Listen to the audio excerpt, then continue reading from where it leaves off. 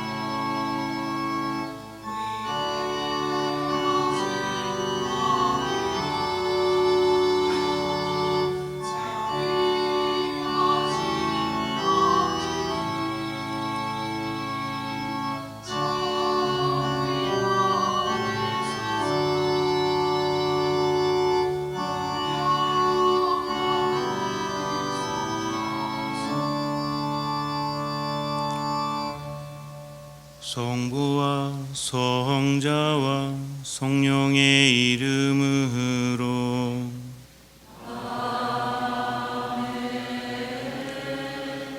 우리 주 예수 그리스도의 은총과 하느님의 사랑과 성령의 친교가 여러분 모두와 함께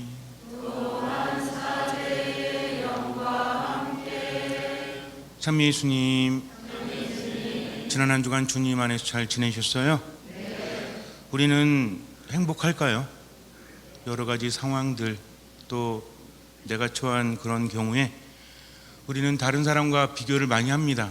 저 사람은 어떤데, 또 이 사람은 어떤데, 나는 어떻구나. 행복이라는 것은 비교해서 오는 것이 아니죠. 행복이라는 것은 내가 느끼는 것입니다. 내 삶과 다른 사람의 삶을 비교해도 바뀌는 것은 별로 없죠. 중요한 것은 얼마나 최선을 다하는가. 때로는 절망적이지만 그래도 우리에게는 희망이 있지 않습니까? 나를 나보다 더 잘 아시는, 나를 나보다 더 사랑하시는 하느님께서 나와 함께 하신다는 거죠. 그런 하느님께서 함께 하시는데 왜 삶이 이것뿐이 안 되는가 라는 생각이 들 때도 있습니다. 그러나 행복이라는 것은 소유에서 오는 것이 아닙니다. 행복이라는 것은 내가 내 삶 안에서 최선을 다하고 하느님께 맡길 때 비로소 느낄 수 있는 것이죠. 내게 주어진 행복을 느끼지 못하고 불평하면서 세상을 살아간다 해도 아무것도 바뀌는 것은 없습니다. 그래서 하느님을 믿기 때문에 지금을 살아가고 감사할 수 있는 것이죠. 잠시 눈을 감으시고요. 내게 주어진 행복을 최선을 다해서 누리면서 살아갈 수 있도록 듣는 마음을 청하고 깨닫는 마음을 청하고 은총을 청하면서 이 거룩한 미사 봉헌하도록 하겠습니다. 형제 자매 여러분, 구원의 신비를 합당하게 거행하기 위하여 우리 죄를 반성합시다.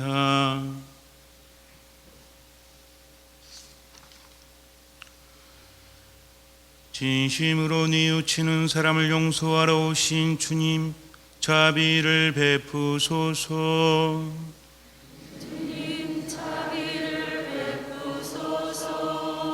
죄인을 부르러 오신 그리스도님, 자비를 베푸소서.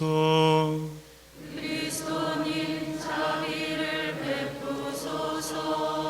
성부 오른편에 중개자로 계신 주님, 자비를 베푸소서.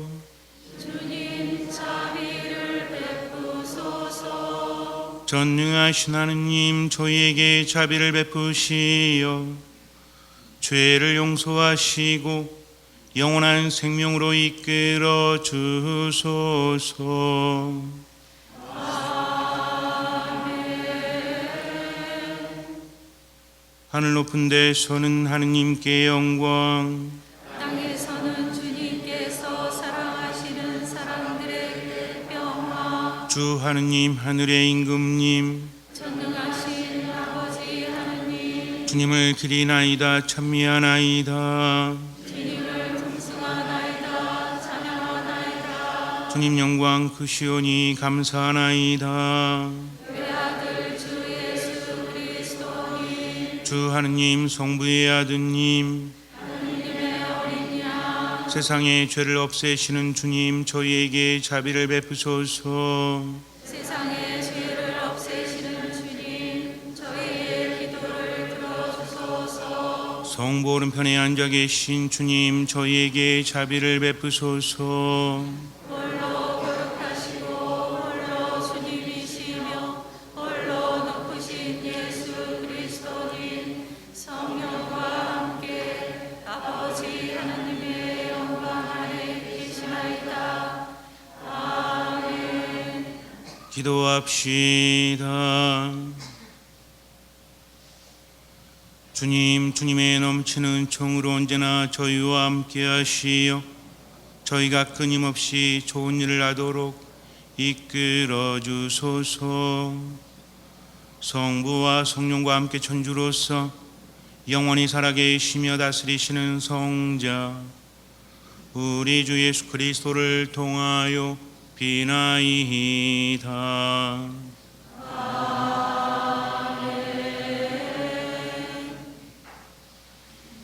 말씀 전례가 시작됩니다.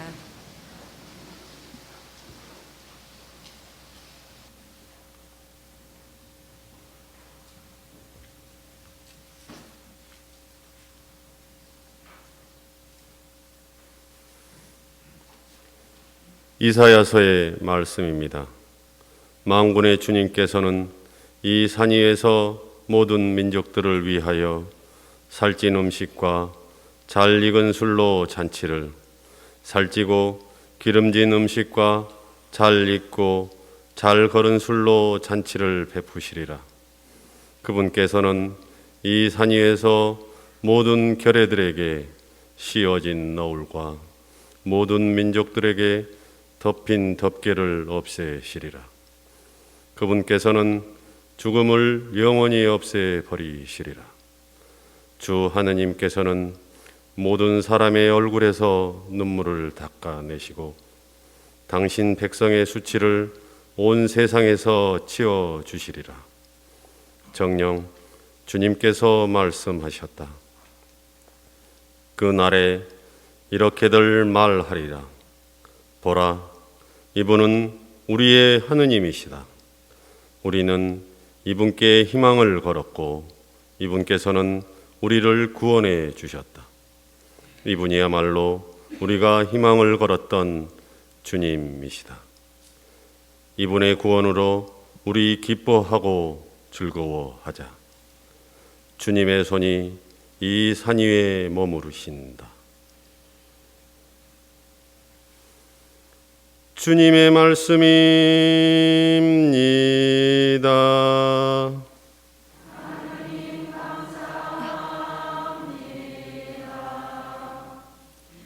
저는 오래오래 주님 집에 사오리이다. 주님은 나의 목자, 아쉬울 것 없어라. 푸른 풀밭에 나를 쉬게 하시고 잔잔한 물가로 나를 이끄시어 내 영혼에 생기 돋우어 주시네.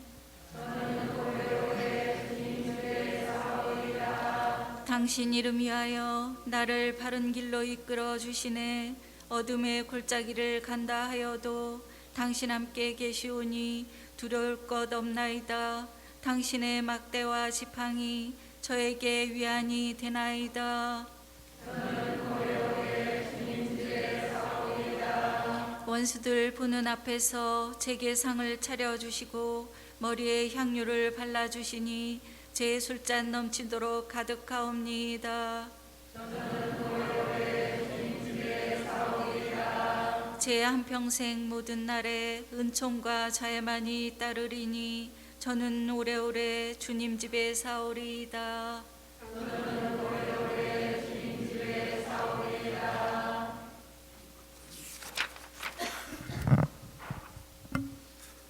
사도 바오로의 필리피서 말씀입니다. 형제 여러분, 나는 비천하게 살 줄도 알고 풍족하게 살 줄도 압니다. 배부르거나 배고프거나 넉넉하거나 모자라거나 그 어떤 경우에도 잘 지내는 비결을 알고 있습니다. 나에게 힘을 주시는 분 안에서 나는 모든 것을 할 수 있습니다. 그러나 내가 겪는 환난에 여러분이 동참한 것은 잘한 일입니다. 나의 하느님께서는 그리스도 예수님 안에서 영광스럽게 베푸시는 당신의 그 풍요로움으로 여러분에게 필요한 모든 것을 채워주실 것입니다. 우리 하느님 아버지께 영원 무궁토록 영광이 있기를 빕니다. 아멘. 주님의 말씀입니다. 하느님 감사합니다. 할렐루야. 할렐루야. 우리 주 예수 그리스도의 아버지, 저희 마음의 눈을 밝혀 주시어 부르심을 받은 저희의 희망을 알게 하여 주소서. 할렐루야.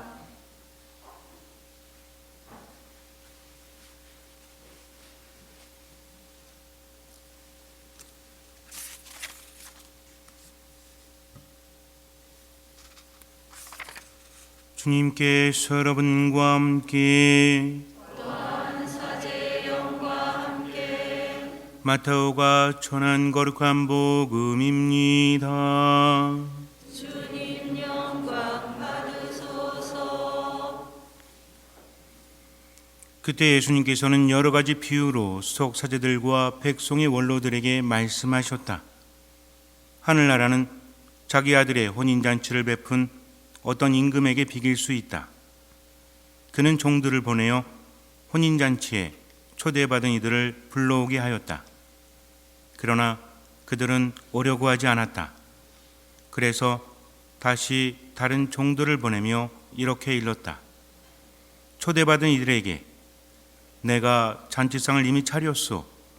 황소와 살진 짐승을 잡고 모든 준비를 마쳤으니 어서 혼인잔치에 오시오 하고 말하여라. 그러나 그들은 아랑곳하지 않고 어떤 자는 밭으로 가고 어떤 자는 장사하러 갔다. 그리고 나머지 사람들은 종들을 붙잡아 때리고 죽였다. 임금은 진노하였다. 그래서 군대를 보내어 그 살인자들을 없애고 그들의 고을을 불살라 버렸다. 그러고 나서 종들에게 말하였다. 혼인잔치는 준비되었는데 초대받은 자들은 마땅하지 않구나. 그러니 고을 어기로 가서 아무나 만나는 대로 잔치에 불러오너라. 그래서 그 종들은 거리에 나가 악한 사람, 선한 사람 할 것 없이 만나는 대로 데려왔다. 잔치방은 손님들로 가득 찼다. 임금이 손님들을 둘러보려고 들어왔다가 혼인 예복을 입지 않은 사람 하나를 보고 친구여, 그대는 혼인 예복도 갖추지 않고 어떻게 여기 들어왔나 하고 부르니 그는 아무 말도 하지 못하였다. 그러자 임금이 하인들에게 말하였다. 이자의 손과 발을 묶어서 바깥 어둠 속으로 내던져 버려라. 거기에서 울며 이를 갈 것이다. 사실 부르심을 받은 이들은 많지만 선택된 이들은 적다. 주님의 말씀입니다. 그리스도님 찬미합니다.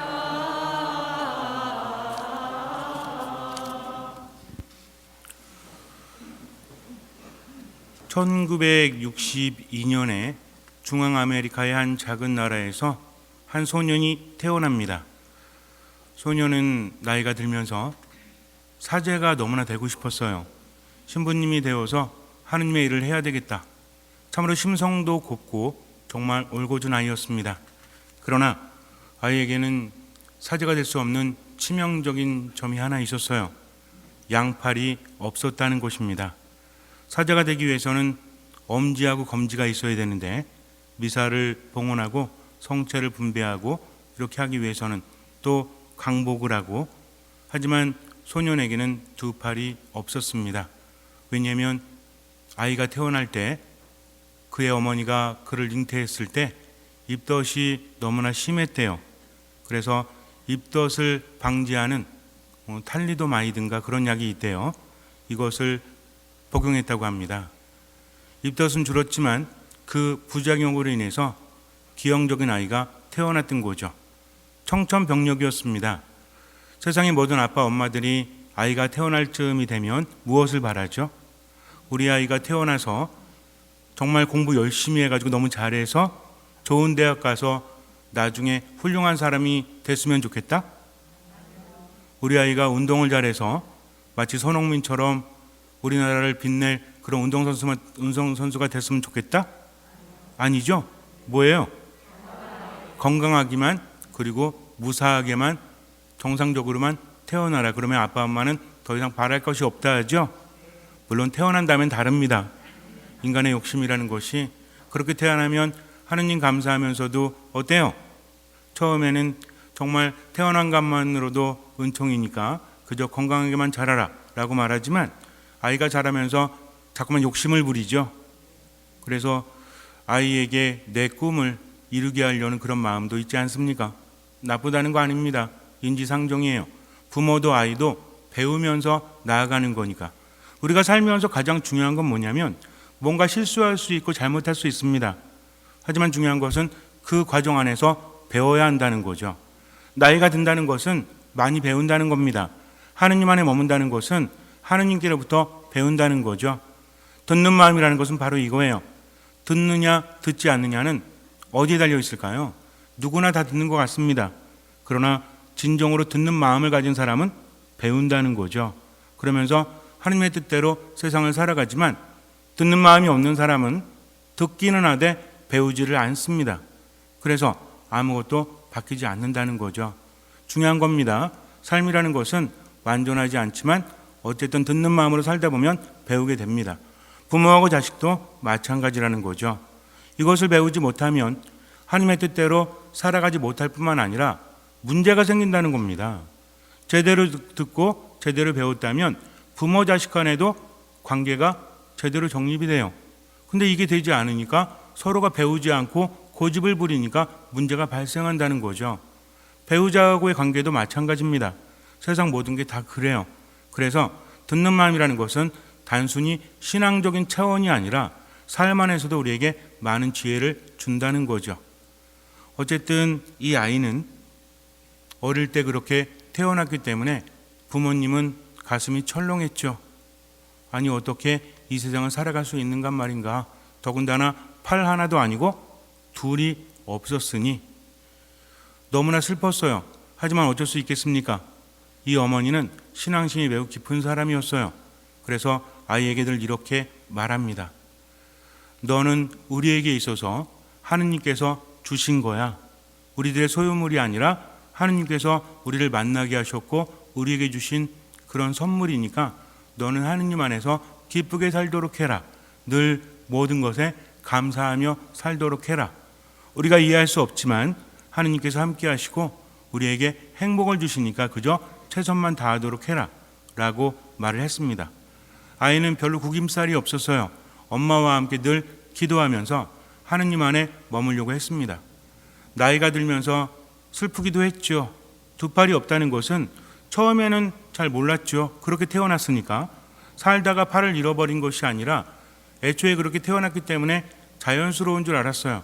하지만 조금씩 불편해지고 다른 사람과 다르다는 것이 마음을 아프게 합니다. 눈에 보이는 것도 그래요. 그래서 인공팔을 부착을 합니다. 하지만 이게 너무나 불편하죠. 왜냐하면 쓸 수 없었기 때문에 그래요. 10살 때까지 인공팔을 부착하다가 떼어버립니다. 그리고 살면서 오직 한 가지 꿈, 신부님이 될 수 있다면 그렇게 여겼어요. 하지만 신부님이 될 수 없었죠. 아이는 실망합니다. 그러나 엄마는 실망하지 말라고 그래요.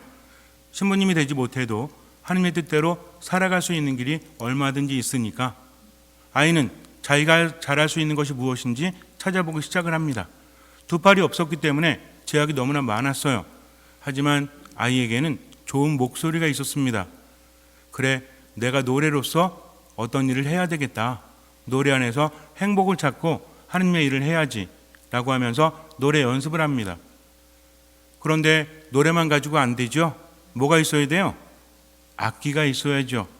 하지만 아이는 두 팔이 없습니다. 그래서 악기를 제대로 연주할 수 없어서요. 그래도 포기하지 않고 16살 때 기타를 배우기 시작을 합니다. 기타는 뭘로 치는 거죠? 발로 쳐요?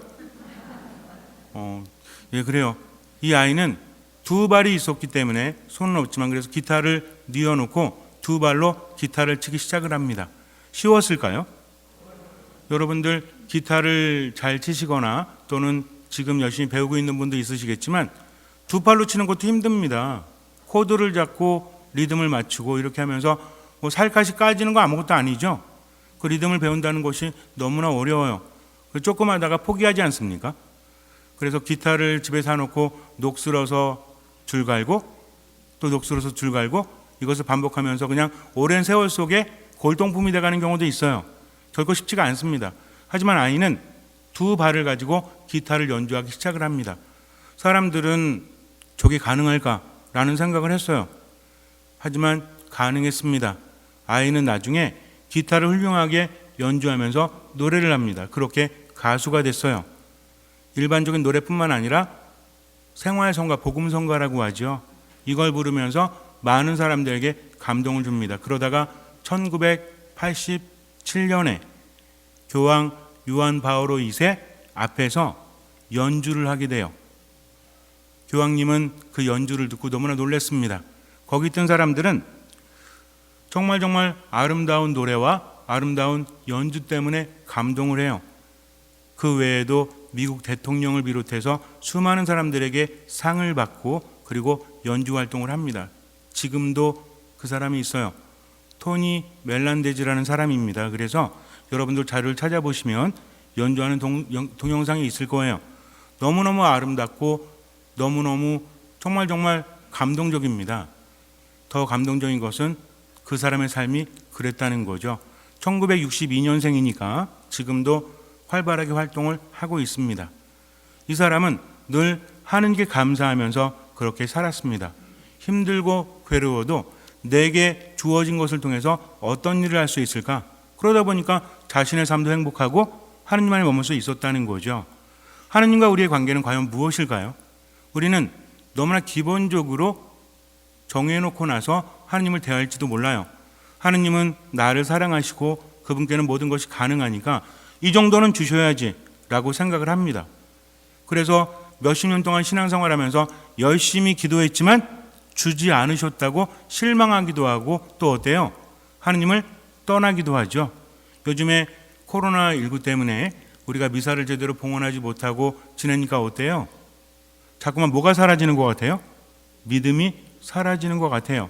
처음에는 하느님이 그립고 미사가 너무나 그리웠는데 시간이 지나면서 믿음이 옅어지는 것 같아요. 하지만 어떤 신자분들은 그렇게 말합니다. 저에게는 믿음이 없었나 봐요. 이 정도 가지고 옅어질 것 같으면 이건 믿음이 아니지 않습니까? 라고 말하길래 제가 그랬어요. 형제님이야말로 믿음이 있으신 겁니다. 왜냐하면 지금 그러한 믿음이 아니라는 것을 알기 때문에 그래요. 믿음이라는 것은 내 심장을 하느님께 드리는 것. 그런데 우리는 이런 생각을 합니다. 피곤하다. 왜냐하면 심장을 드릴 정도로 자꾸만 내가 드려야 되는가? 근데 왜 드려야 되죠? 내가 하느님께 드리는 것은 내가 드림으로 인해서 하느님께 뭔가 이득이 되는 것이 아니라 그래야만 하느님 안에 머물 수 있기 때문에 그렇습니다. 그러면서 더욱더 많은 것을 하느님께로부터 받는다는 거죠. 아이들은 잘 모를 수도 있어요. 그러나 나이가 들수록 느껴야 됩니다. 하느님 안에 머문다는 것이 무엇인지를. 물론 선택은 내가 하지만 하느님 안에 머물지 않으면 어떤 일이 벌어지는지를 우리는 분명히 삶으로 체험하고 있다는 거죠. 겉으로는 멀쩡해도 마음과 영혼의 생기가 사라집니다. 요즘에 어때요? 성당에 잘 안 나오고 그러니까 편할진 모르겠지만 많은 사람들이 어떻습니까? 코로나 블루다, 코로나 앵그리다라고 하면서 마음에 힘듦을 호소하고 있죠. 짜증나지 않아요? 화가 나지 않아요? 이 모든 것들이 불안해서 기인된다는 것입니다. 중요한 건 뭐냐면 아무리 흔들려도 넘어지지 않는다면, 쓰러지지 않는다면 불안하지 않다는 거죠. 뭔가 흔들릴 때 우리가 왜 불안하죠? 이렇게 되다가 넘어지는 거 아니야? 다치는 거 아니야? 하지만 아무리 흔들려도 넘어지지 않는다는 것을 내가 안다면 걱정할 필요가 없다는 겁니다. 커다란 팔이 나를 붙들고 절대로 넘어지지 않게 하는 것을 내가 안다면 그 다음부터 어때요? 우리는 걱정하거나 두려워하지 않는다는 거죠. 예를 들어서 어떤 산에 호랑이랑 사자 이런 것들이 잔뜩 우글거리는데 거기를 걸어간다고 생각해 보세요. 불안할까요? 불안하지 않을까요? 나는 괜찮아. 뭐 안 무서워. 하면서 걸어간다 한들 안 괜찮아요. 누구한테 괜찮아야 돼? 내가 괜찮은 건 상관없어요. 사자나 호랑이가 괜찮아야죠. 하지만 걔네들은 안 괜찮아요. 이런 문제가 된다는 겁니다. 그런데 사파리 버스를 타고 한 바퀴 돌게 되면 어때요? 그때는 사자다, 호랑이다 막 그러죠. 근데 그 버스에 타지 않았으면 사자 나타났을 때 사자다 그럴 것 같아요? 그럴 틈이 어디 있습니까? 분명히 그 거리는 변하지 않았지만 상황은 다르다는 겁니다. 정말 중요한 건 이런 사태가 일어났기 때문에 우리가 불안하거나 힘들다는 것이 아니에요. 어차피 벌어진 일입니다. 앞으로는 이런 일이 일어나면 안 되겠죠. 하지만 이 와중에도 우리는 배워야 됩니다. 인간의 마음이 그만큼 나약하다는 것을. 얼마나 많은 것들이 변했습니까? 단순히 백신이 나오고 단순히 치료약이 나온다고 해서 예전처럼 삶이 돌아가질 것 같아요? 이미 우리들의 마음이 변하고 있는데 여기서 중요한 건 중심을 잡지 못하면 더 흔들릴 수밖에 없다는 겁니다. 인생은 그래요. 그래서 앞으로 남은 인생도 이리저리 흔들리다가 그렇게 멸망해버리고 만다면 지금의 내 마음도 불안할 수밖에 없다는 것입니다. 그래서 신앙이라는 것은 하느님께서 요구하시지만 그 요구를 체험으로 인해서 하느님 안에 중심을 두고 살아가는 것, 하느님 안에 머물기 위해서 내가 그렇게 하지만 하느님께서 나에게 더 많은 것들을 주신다는 거죠. 행복은 무엇입니까? 내가 느끼지 않으면 아무런 의미가 없어요. 행복이라는 것은 소유에서 오는 것이 아니라 존재에서 온다라고 말씀을 드렸습니다. 지금 내가 아무리 많이 가졌어도 행복을 느끼지 못하면 아무 의미가 없다는 거죠. 행복을 느끼지 못하면 그 자리를 무엇이 채웁니까? 불행이 채워가죠.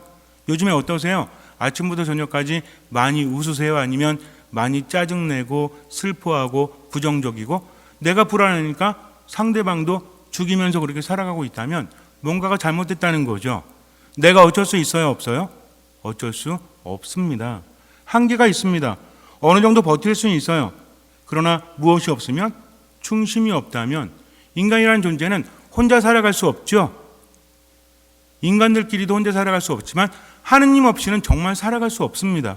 이 중요한 걸 놓치면 안 된다는 거죠. 삶이 힘들고 괴로움이 있다고 할지라도 내가 행복을 느낀다면 그 인생은 참으로 좋은 거예요. 그러나 괴로움도 없고 삶이 힘들지도 않은데 행복을 느끼지 못한다면 그것이야말로 참으로 문제라는 겁니다. 우리들의 삶이 무엇인지를 알아야 돼요. 내가 지금 불평하고 있는가?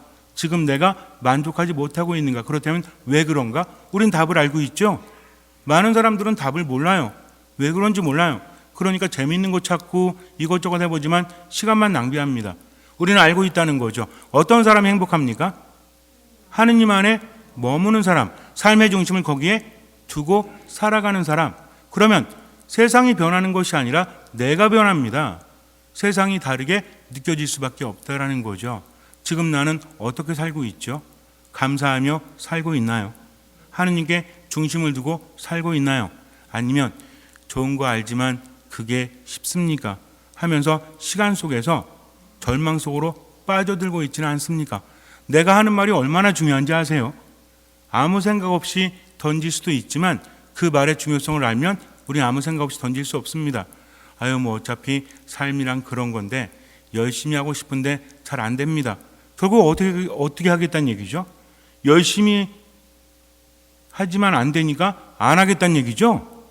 그다음 노력을 하지 않겠다는 얘기입니다. 변하는 게 있습니까? 변하는 게 없다는 것입니다. 토니 멜란데즈는 어떻게 했습니까?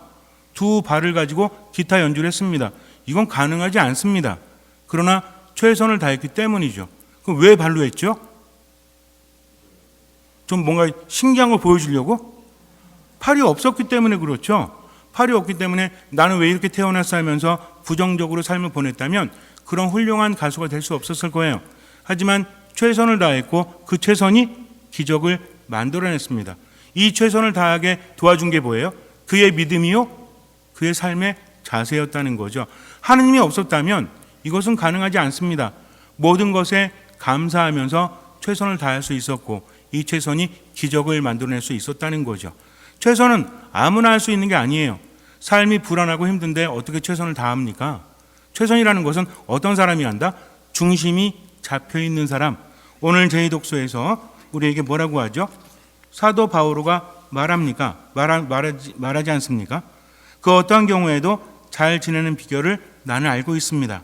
나에게 힘을 주시는 분 안에서 나는 모든 것을 할 수 있습니다. 라고 말합니다. 사도 바오로가 모든 것을 할 수 있다고 한 이유가 뭐예요? 스스로가 대단해서? 어디서 모든 걸 할 수 있다고 했죠? 나에게 힘 주시는 분 안에서. 사도 바오로는 스스로가 대단했기 때문이 아니라 하느님 안에 머물렀기 때문에 두려워하지 않았다는 거죠. 얼마나 많은 명언을 남겼습니까? 일반 사람들에게도 많이 인용이 되는 말들이 많아요. 사도 바오로는 그 어려운 고통과 환난 속에서도 이제는 내가 살아가는 것이 아니라 그리스도께서 내 안에 살아가신다. 나는 찌부러져 짓눌려도 죽지 않는다라고 말합니다. 왜 그래요? 하느님께서 함께 하시고 내가 하느님 안에 머물기 때문이라는 거죠. 우리들의 인생도 마찬가지입니다. 믿음이 있다고 해서 갑자기 수입이 10억으로 늘어가는 게 아니에요. 가장 중요한 하느님께서 나와 함께 하시고 나는 하느님 안에 머뭅니다. 그러면서 최선을 다하니까 삶이 바뀐다는 거죠. 믿음에 대한 정리를 다시 해야 돼요. 믿음이라는 것은 무엇이다? 하느님과 함께하는 거다. 뭔가 필요할 때만 기도하는 것이 아니라 지금 여기에서 하느님 안에 머물 때 때로는 이해할 수 없어도 그것을 통해서 나는 뭔가를 얻을 수 있다는 거죠. 좋은 것을 얻을 수 있습니다. 이것이 신앙이죠. 인생에 대해서 다시 한번 생각해 봐야 돼요. 내가 불평하고 포기하고 절망해봤자 아무것도 바뀌는 거 없습니다. 다른 사람과 비교해봤자 아무것도 바뀌는 거 없다는 거죠. 하느님은 나중에 말씀하실 거예요. 너는 불평하는 동안에, 네가 낙심하는 동안에 내게 받은 것을 가지고 최선을 다했다면 그 안에서 기적이 일어났을 거다. 그런데 너는 내게 받은 것에 감사하지도 않았고 최선을 다하지도 않았다. 그러니 네 삶을 망친 것은 내가 아니라 바로 너란다 라고 말씀하실 거예요. 내 인생은 내 인생뿐이 없죠. 다른 사람의 인생이 내 인생이 아닙니다.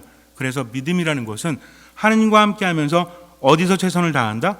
지금 여기에서. 저 사람의 삶이 아니라 누구의 삶 안에서? 내 삶 안에서. 나머지는 하느님께 맡깁니다. 그러니까 변할 수밖에 없다는 거죠. 저는 우리 본당 신자분들이 또 하느님을 믿는 모든 분들이 이렇게 말 안 했으면 좋겠어요. 좋은 거 아는데 그게 쉽습니까?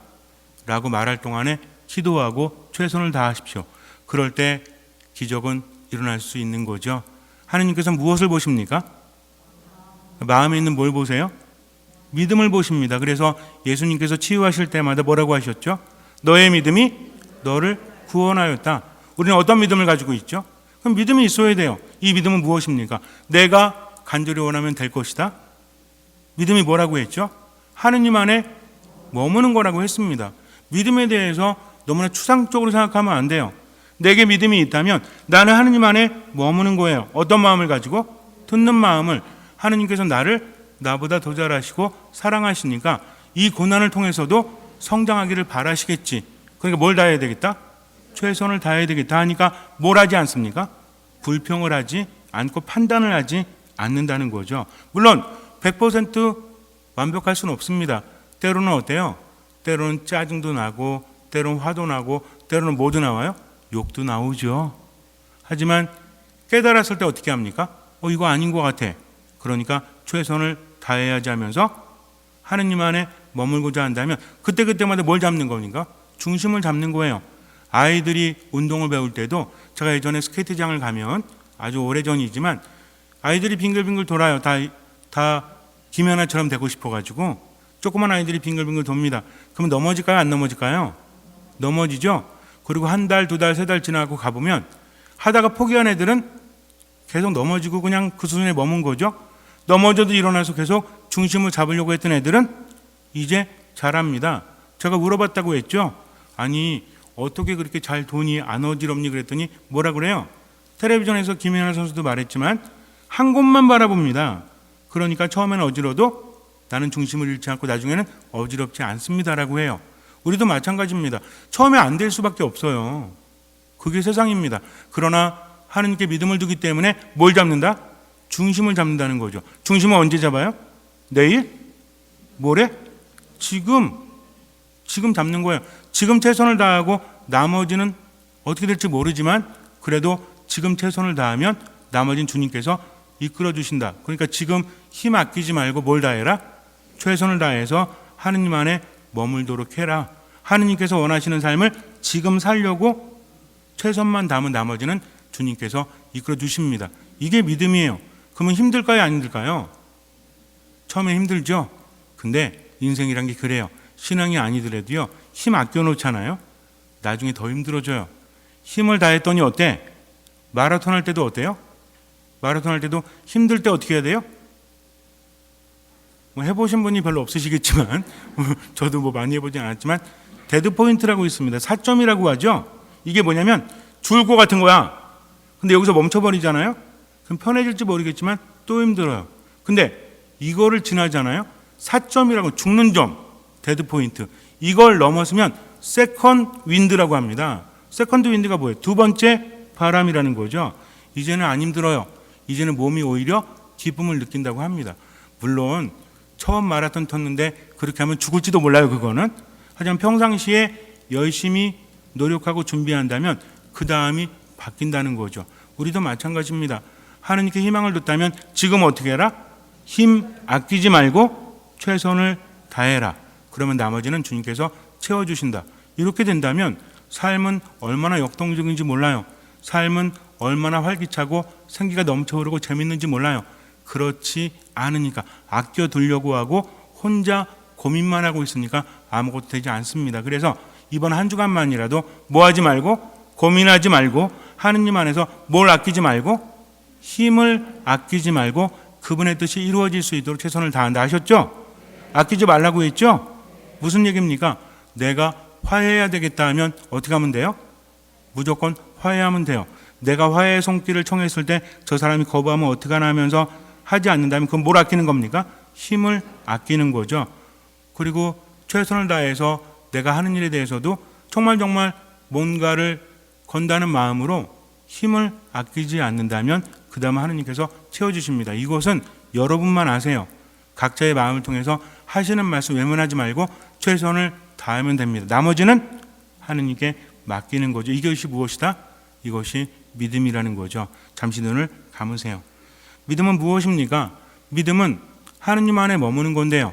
내게 주어진 것을 최선을 다해서 하는 겁니다. 힘을 아끼지 않습니다. 하느님의 뜻이라면, 내게 필요한 것이라면 이것저것 생각하지 않고 최선을 다하는 거죠. 그럴 때 그것은 믿음이 되고 그것은 기적을 일으킵니다. 하나님은 모든 것을 아십니다. 하지만 우리는 모든 것을 알지 못하죠. 그러니 믿으십시오. 하나님은 나와 함께 하시고 나를 나보다 더 잘하시고 나를 나보다 더 사랑하신다. 이런 믿음은 중심을 잡게 합니다. 그런 중심이 기적을 일으킵니다. 중심을 잡지 못하면 이리저리 흔들리다가 나중에는 쓰러지고 일어나지 못합니다.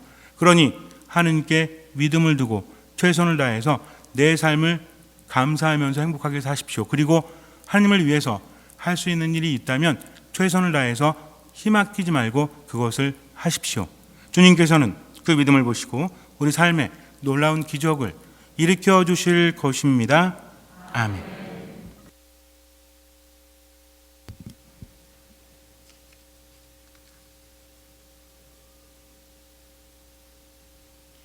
모두 일어서십시오.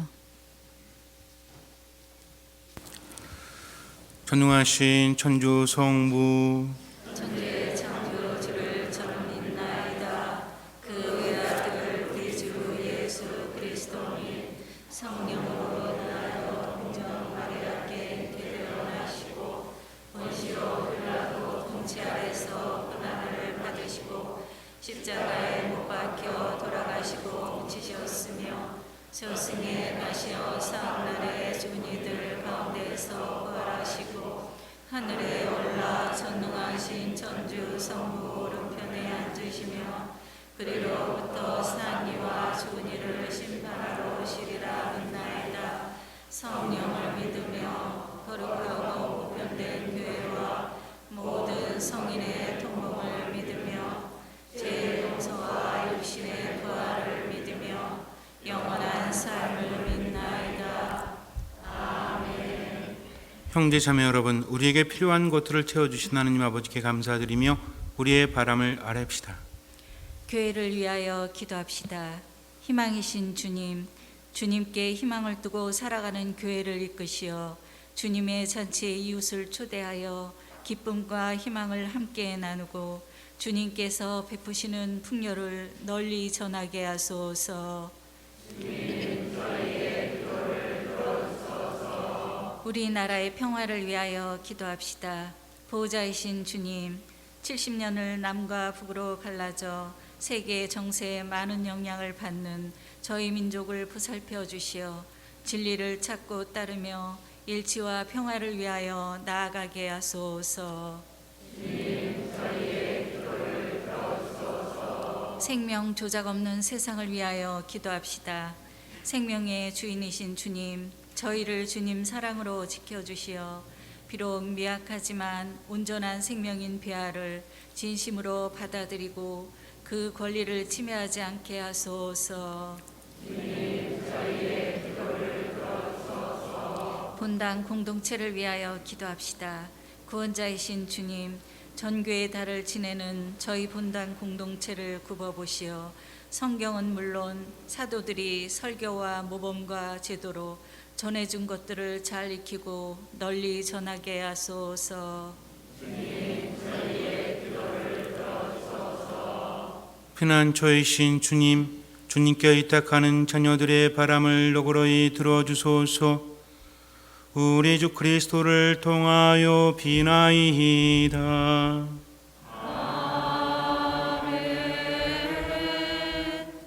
모두 앉으십시오. 한 주간 동안 우리에게 베풀어 주신 주님 은혜에 감사드리며 정성껏 준비하신 예물을 봉헌하시겠습니다. 오늘은 사제 양성을 위한 특별 헌금이 있습니다.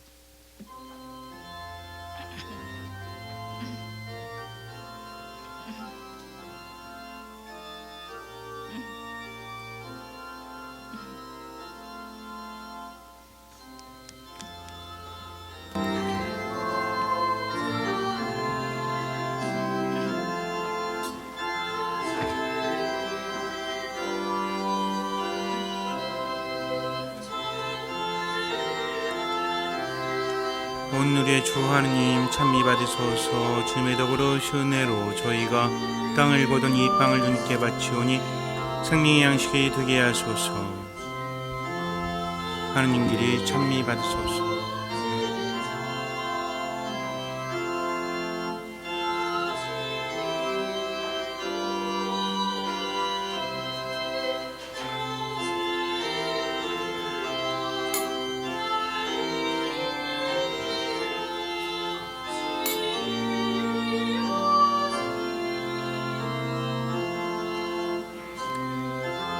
오늘의 주 하나님 참이 받으소서. 주님의 덕으로 은혜로 저희가 포도를 갖고 든 이슬을 주님께 바치오니 구원의 음료가 되게 하소서.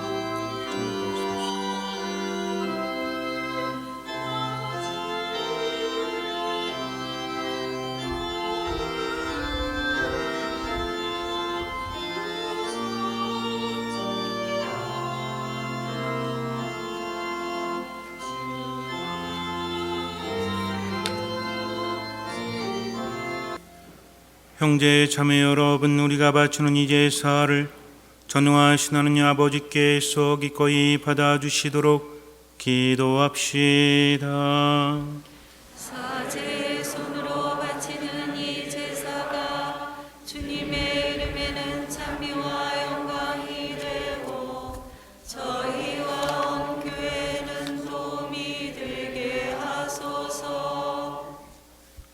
주님, 신자들이 바치는 기도와 예물을 받아들이시고 이 정성된 제사로 저희가 천상 영광을 누리게 하소서. 우리 주 그리스도를 통하여 비나이다.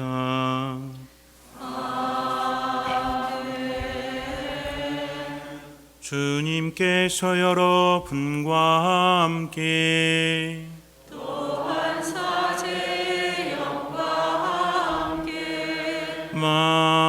마음을 드높이 주님께 올립니다. 우리 주 하느님께 감사합시다.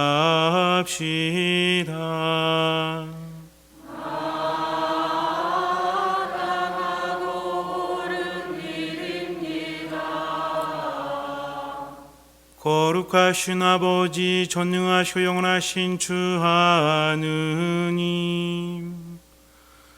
언제나 어디서나 아버지께 감사함이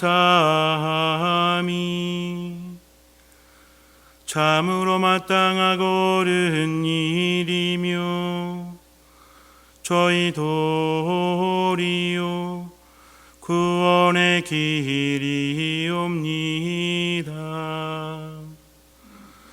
저희는 주님 안에서 숨쉬고 움직이며 살아가오니 이 세상에서 날마다 주님의 인자하심을 체험할 뿐 아니라 영원한 생명을 보장받고 있나이다. 주님께서는 성령을 통하여 예수님을 죽은 이들 가운데서 일으키셨으니 성령의 첫 열매를 지닌 저희에게도 파스카 신비가 영원히 이어지리라 희망하고 있나이다. 그러므로 저희도 모든 천사와 함께 주님을 찬미하며 기쁨에 넘쳐 큰 소리로 노래하나이다. 거룩하시도다. 거룩하시도다. 거룩하시도다. 온 우리의 주 하느님, 하늘과 땅에 가득 찬 그 영광 높은 데서 산나 주님의 이름으로 오시는 분 찬미 받으소서. 높은 데서 산나 거룩하신 아버지, 아버지께서는 모든 거룩함의 셈이시옵니다. 간구하오니 성령의 힘으로 예물을 거룩하게 하시어 우리 주 예수 그리스도의 몸과 피가 되게 하소서. 스스로 원하신 순환이 다가오자 예수님께서는 빵을 들고 감사를 드리신 다음 쪼개어 제자들에게 주시며 말씀하셨나이다. 너희는 모두 이것을 받아 먹어라.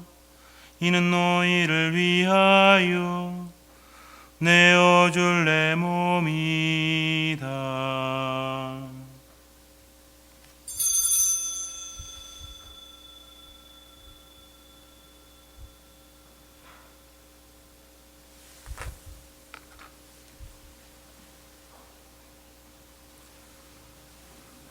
저녁을 잡수시고 같은 모양으로 잔을 들어 다시 감사를 드리신 다음 제자들에게 주시며 말씀하셨나이다.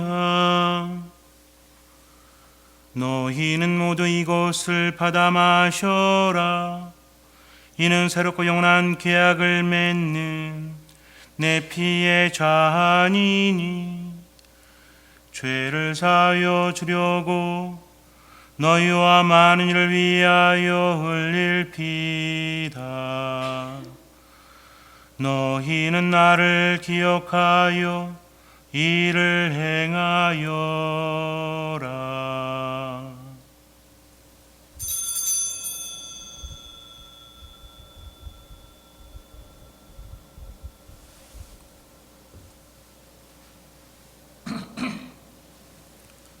신앙의 신비요, 주님께서 오실 때까지 주님의 죽음을 전하며 부활을 선포하나이다.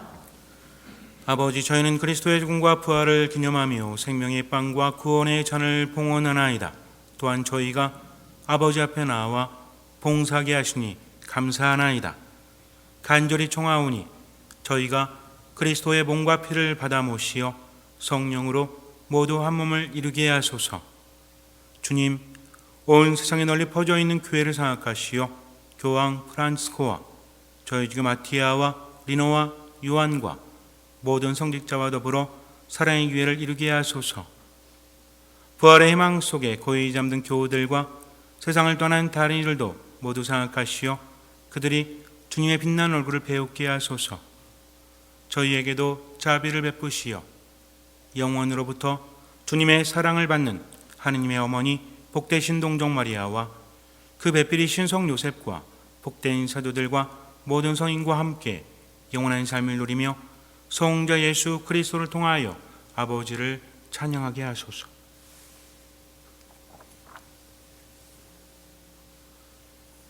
그리스도를 통하여 그리스도와 함께 그리스도 안에서 성령으로 하나 되어 전능하신 천주 성부 모든 영예와 영광을 영원히 받으소서.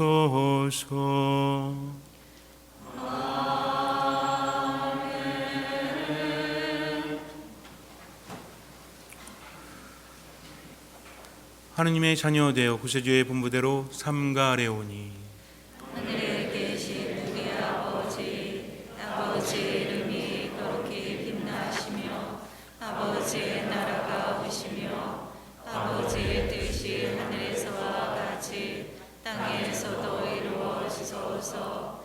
오늘 저희에게 일용할 양식을 주시고 저희에게 잘못한 일을 저희가 용서하오니 저희 죄를 용서하시고 저희를 유혹에 빠지지 않게 하시고 악에서 구하소서.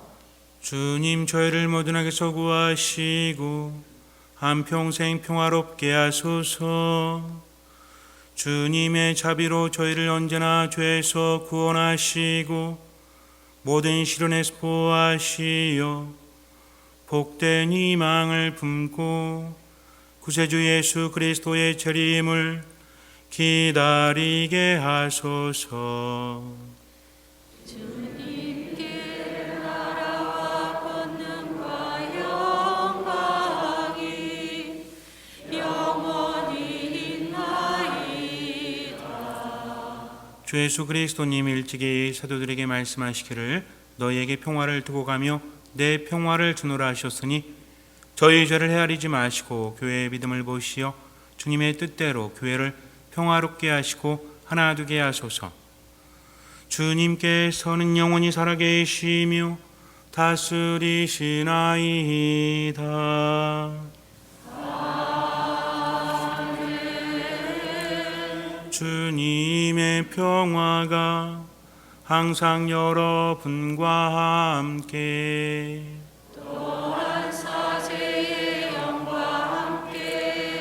말로는 하지 마시고 그냥 목례로서만 인사하시면 됩니다. 평화의 인사를 나눕시다.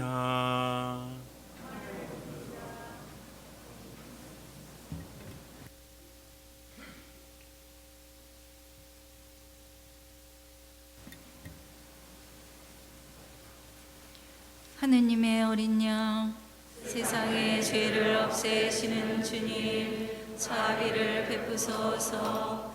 하느님의 어린 양, 세상의 죄를 없애시는 주님, 자비를 베푸소서. 하느님의 어린 양, 세상의 죄를 없애시는 주님, 평화를 주소서.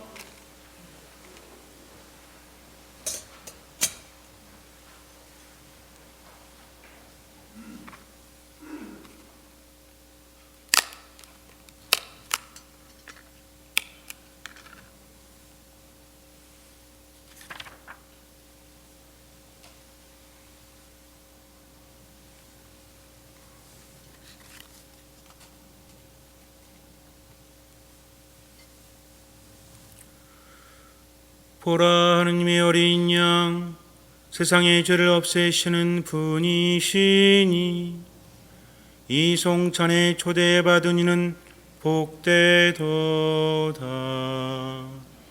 주님 제 안에 주님을 모시게 합당하사오나 한 말씀만 하소서. 제 영혼이 곧나으리다.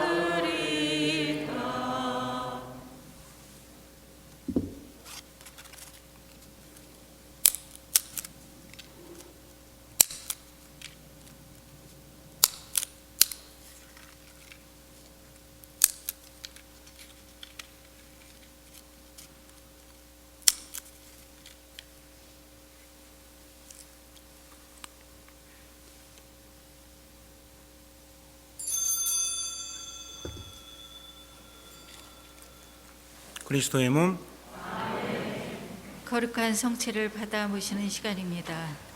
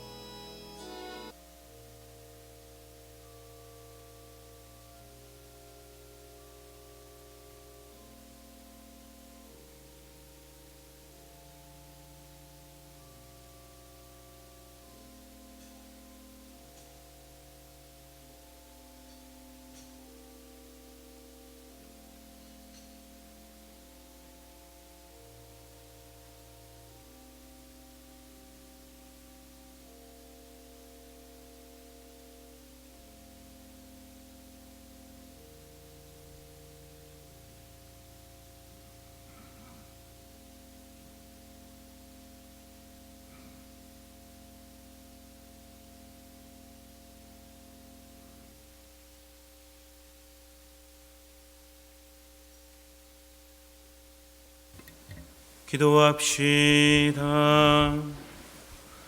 주님, 어미하신 주님 앞에 엎드려 비오니 저희를 그리스도의 거룩한 살과 피로 기르시어 그 신성에 참여하게 하소서.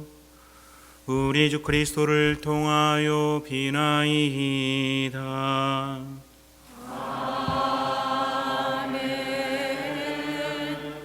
영상으로 미사하면 미사 참여가 된다 안 된다? 안 됩니다. 영상에 제가 자막을 넣습니다. 왜 자막을 넣냐면 그 자막을 보면서 독서나 복음을 함께 읽으란 얘기예요. 그래서 대송 개념이 있습니다. 주일 미사를 하지 못했을 때, 근데 이 대송이라는 것은 어쩔 수 없는 경우, 예를 들어서 몸이 너무나 안 좋다, 그래서 성당에 가지 못한다, 또 상황이 너무나 힘들어서 내 양심에 비추어 볼 때 이거는 갈 수 없다, 그래서 불가피한 상황, 이럴 때만 뭐가 가능하다? 대송이 가능한데, 대송은 불가피한 경우에 주일 미사를 봉헌하지 못할 때 지양을 두고, 내가 오늘 미사를 못한다는 것에 대한 지양을 두셔야 됩니다. 지양을 두고 기도와 선행, 말씀 봉독으로 대송을 할 수 있다라고 나옵니다. 내가 첫 번째 뭐예요? 지양을 둬야 합니다. 그리고 그보다 더 앞선 건 뭐죠? 불가피한 경우 뭘 두고? 지양을 둔다는 건 그거예요. 내가 오늘 주일 미사 참여하지 못했으니까 대송을 하겠습니다. 이게 지양을 두는 겁니다. 그리고 뭘 한다? 성경 봉독은 뭘 하는 거냐면 그날 독서하고 복음을 한번 봉독하시거나, 무슨 얘기인지 아시죠? 내가 소리내서 읽어야 됩니다. 뭐 목이 안 좋으신 분들은 눈을 읽을 수도 있겠지만 그 다음에 선행이나 기도, 봉사로 대송을 할 수 있다는 얘기죠. 여력이 되시는 분들은 다 하셔도 되고요. 이렇게 할 때 뭐가 된다? 대송이 됩니다. 그리고 신령 성체가 되는 거죠. 그런 차원에서 하는 거지 대체할 수는 없다는 것을 분명히 알아두시기 바라고요. 가능하면 미사에 참여하는 것이 좋습니다. 여러분들 아시고 또 주변에 있는 분들한테도 계속 그렇게 전해주시고 그렇게 해주셨으면 좋겠어요. 요즘에 여러모로 많이 힘들고 그렇지만 더 경계해야 될 것은 우리들의 마음이 무너지지 않도록, 영혼이 무너지지 않도록 중심을 어디에 두고? 하느님 안에 두고 뭘 다한다? 최선을 다해서 이번 한 주간 살아가시기 바라요. 하느님 믿고 그냥 하세요. 나머지는 맡기십시오. 그때부터 기적은 시작됩니다. 주님께서 여러분과 함께 전능하신 천주 성부와 성자와 성령께서는 여기 모인 모든 이에게 강복하소서. 미사가 끝났으니 가서 복음을 전합시다. 하느님 감사합니다. 거룩한 미사 성제에서 받은 하느님 은혜에 감사드리며 파견성가 독창자가 하겠습니다.